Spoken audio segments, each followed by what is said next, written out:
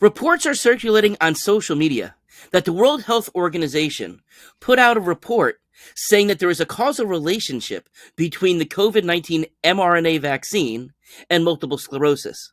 But in fact, this wasn't a World Health Organization report at all. So this is misinformation. Let's talk about it. Hey everybody, it's Dr. David. Hope you're having a great day today. Before I get into the meat of this conversation, I just want to again reiterate what my take on COVID vaccine and vaccines overall have been. Really throughout my career, but it's in particular to this. Now, I have always been an open-minded individual looking at different sides of a particular argument and weighing the pros and cons and providing information, reporting to the best of my knowledge at that particular time.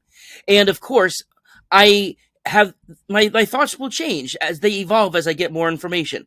But I'm also not very easily influenced by the government, by drug companies, by commercials, or anything else. I'm an independent thinker, and I come up with my own conclusions. Okay?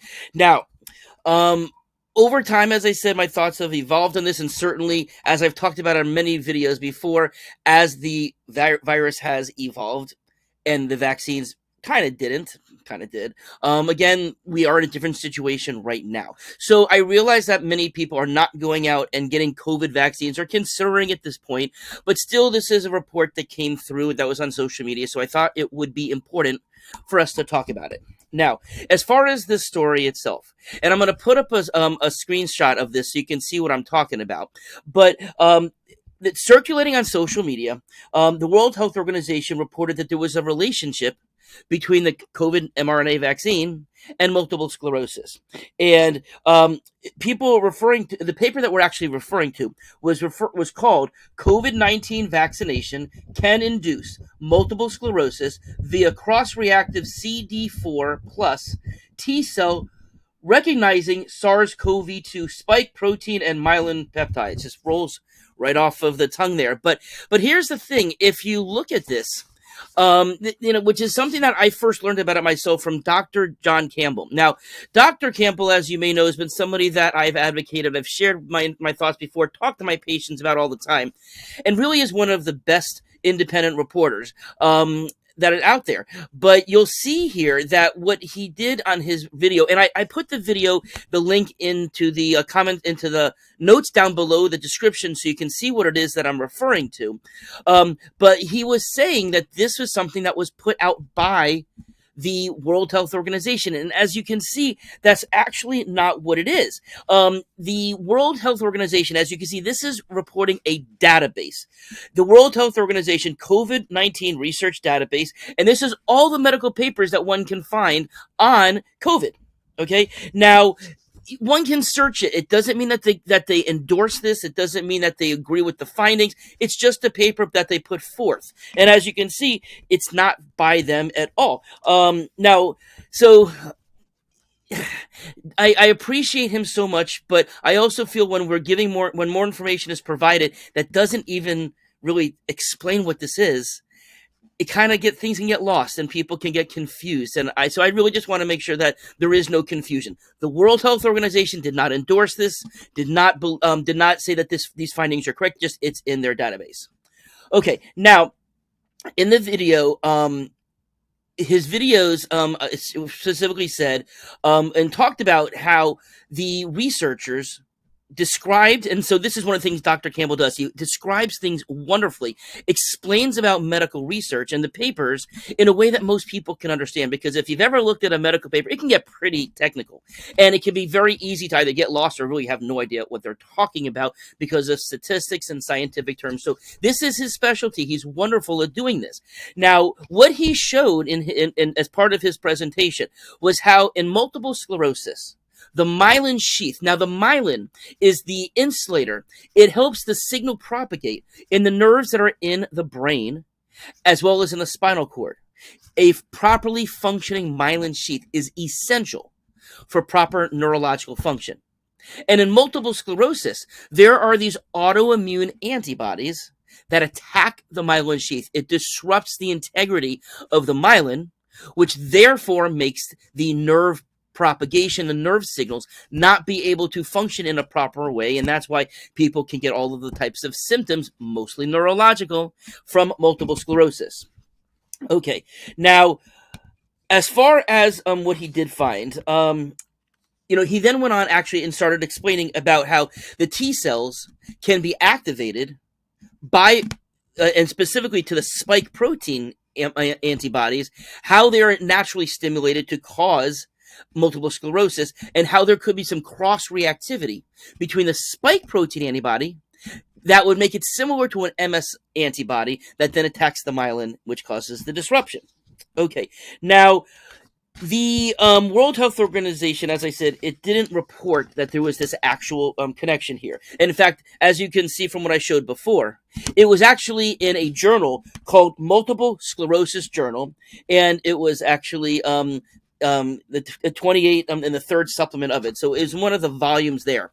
Now, the journal website itself, because I went looking for it, and it doesn't mention, even you can see here on what I showed before, it doesn't mention any of the authors. And when I searched for this, I couldn't find it on their website, which is really kind of weird.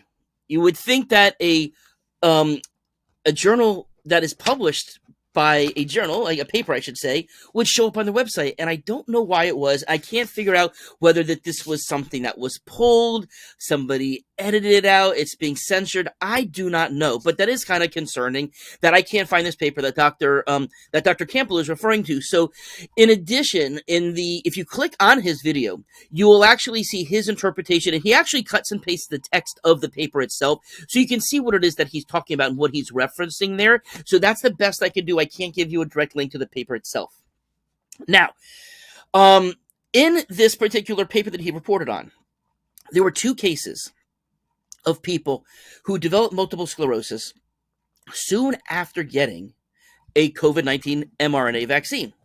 And what they said is they actually reported on the spike protein specific T cells, both found in the peripheral blood as well as in the spinal cord, in the spinal fluid. They actually did spinal taps on these patients, which is not uncommon in a patient who has new onset neurological symptoms and you're thinking about multiple sclerosis. Okay, but when I read through this, there was a couple of things that really didn't get covered in this paper or in Dr. Campbell's interpretation. First of all, there was no mention as to whether these individuals had actually had COVID before. Okay, and there is a way that one can obviously test if they're symptomatic and they obviously have a positive test, positive swab. That's one way. And of course, and as Dr. Campbell has talked about many times, as have I, there's the anti-nucleocapsid antibody that only shows up with the virus, the wild virus, but not from the vaccine. But this wasn't reported. So first of all, we don't know if these individuals had the virus itself first. Okay, we know they got the vaccine. But, in terms of the immune system reacts every time that you're exposed to something, including spike protein, including bee stings or any other kind of allergies. And often it's not the first time, but the second time that there's an exposure or third time that the reaction is stronger because there's memory cells and the white blood cells and the antibodies jump into action. So we don't know if there was first a viral infection and that this could be like a multi-hit phenomenon that caused this. Okay, and of course, just because the spike protein antibodies are there, that's not proof itself that it caused the multiple sclerosis. Now, of course, that would have been good information to know if you're reporting that in the first place, but we can only go with the information that we have. So what was presented in the paper, though, it is biologically plausible. There's nothing that I see that says that this type of reaction, this cross-reactivity, cannot happen. That happens many times with lots of viruses. Epstein-Barr virus can be attacking things. Antibodies against strep throat can attack people's joints, can attack their brains. Panda is an example. Rheumatic fever can cause those types of things, attacking the kidneys, all types of things. So we know infections can cause that. We know that vaccines can induce Guillain-Barré syndrome, another autoimmune condition that affects the nerves that can make a person be paralyzed. So there are totally examples of both viruses as well as vaccines that can cause this type of phenomenon. So of course, I'd have to say it's biologically plausible that this happened. Now, I also wanted, figured I'd dig a little bit more. It had been a little bit a while since I'd looked at any of the COVID autoimmunity literature.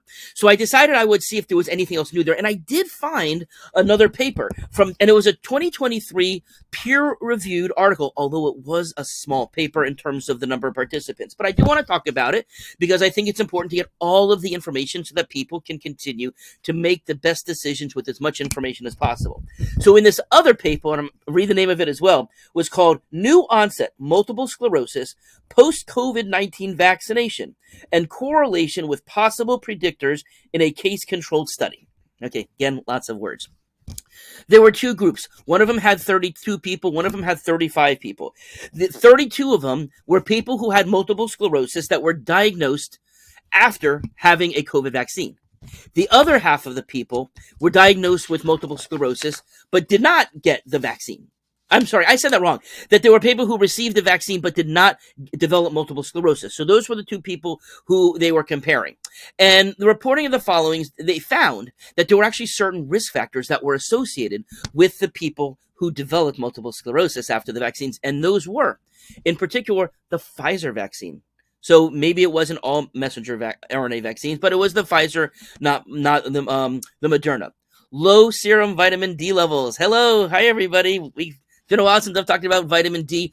Makes perfect sense. Low vitamin D is associated with abnormal hyperreactions of the immune system, also for lower immunity and getting sick and allergies as well. But we've talked about how severe COVID is more likely to happen in the wild state when a person has a low vitamin D. So not shocking at all.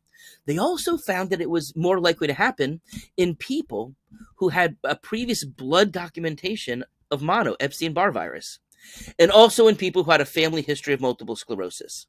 Okay, now, the biggest challenge that I have with this, although it was peer-reviewed, it was done properly, but, when there's only 65 people, there's certainly room for some error there. And, of course, I would like to see a larger study. You would think that this would be kind of an easy study to replicate. It's unfortunate that those kind of things don't get done, obviously. The drug companies aren't going to do it. Doesn't seem as if the government has much of a desire to do that as well, but certainly something that's there. So overall, what is my conclusion here? Okay. First of all, just flat out, it's false information to say that the World Health Organization endorsed or reported that there is a relationship between COVID vaccine, messenger RNA vaccine, and multiple sclerosis. But also, the paper did show that there could be a connection. Okay, it certainly could be a connection based upon the information. It certainly hasn't been ruled out. Okay, so because of this, it's just more information for us to kind of put into our memory bank and to really come back to why do some people have negative reactions much more severe, whether it's to viruses or whether it's to a vaccine. And again, vitamin D. I didn't mention zinc today. I only put my zinc out there as well. But also, we've talked all along about our immune support protocol, the things that we start to do: high dose vitamin A, arabinogalactan or echinacea, higher doses of vitamin C, etc., to take on the first signs of illness, which is something that we recommend people do before and after vaccines as well. So it's kind of a catch-all, if you will. So anyways, hope you have more information that you didn't have before. Have a great day.